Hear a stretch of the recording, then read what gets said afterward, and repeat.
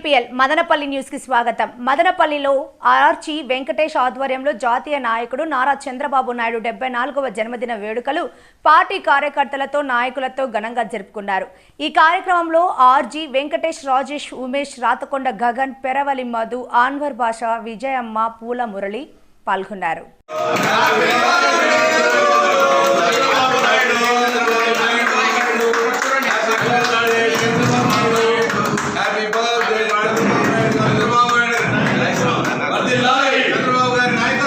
నారా చంద్రబాబు నాయుడు గారి 74వ పుట్టినరోజు సందర్భంగా ఈరోజు ఆంధ్ర రాష్ట్ర ప్రజలు ఎదురు చూస్తున్నారు.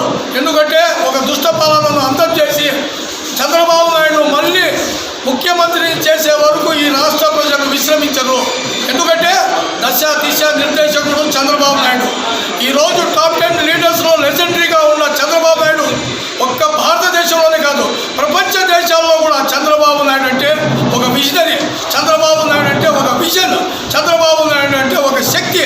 అలాంటి చంద్రబాబు నాయుడు ఈరోజు 74వ పుట్టినరోజు జరుపుకున్న సందర్భంగా తెలుగుదేశం కార్యకర్తలు, అభిమానులు అందరూ ఈరోజు పండుగ జరుపుకుంటున్నాము.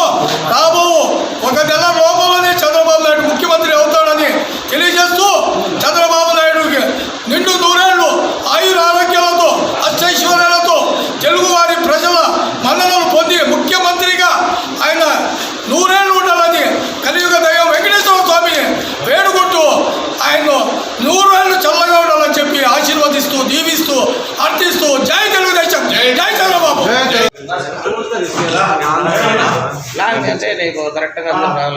చూడన్నా సరేనా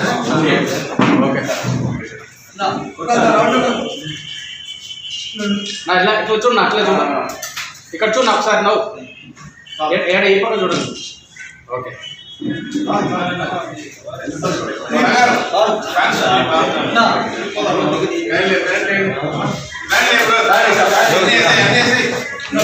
తినిపించిన వాళ్ళు పక్కకు వచ్చేయండి. నువ్వు తినిపించిన వాళ్ళు కొంచెం పక్కకి జరగండి, వాళ్ళు ఉండాలి.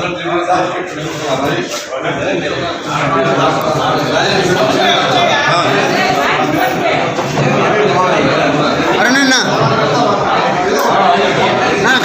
లక్ష్మణ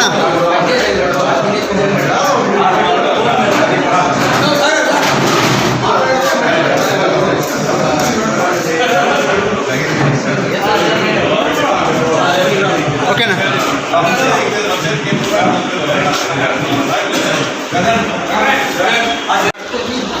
ఈరోజు మాజీ ముఖ్యమంత్రి, తెలుగుదేశం పార్టీ జాతీయ అధ్యక్షులు చంద్రబాబు నాయుడు గారి 74వ జన్మదినోత్సవాన్ని పురస్కరించుకుని మదనపల్లిలోని నిమ్మనపల్లి రోడ్డు సర్కిల్లో తెలుగుదేశం పార్టీ కార్యాలయంలో తెలుగుదేశం పార్టీ కార్యకర్తలు, అభిమానుల మధ్య కేక్ కట్ చేయడం జరిగింది.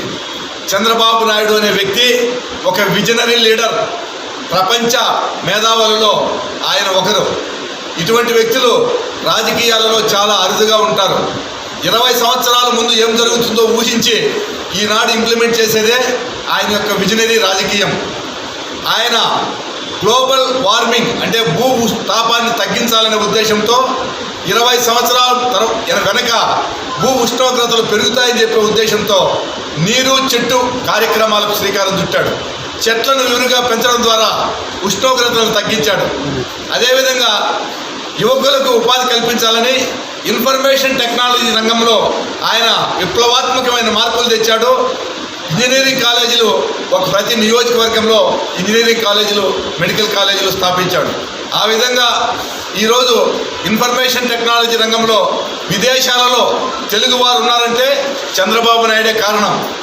భారతీయులు 3 ఉంటే విదేశాలలో ఖచ్చితంగా ఒకరు తెలుగువారు ఉంటారు.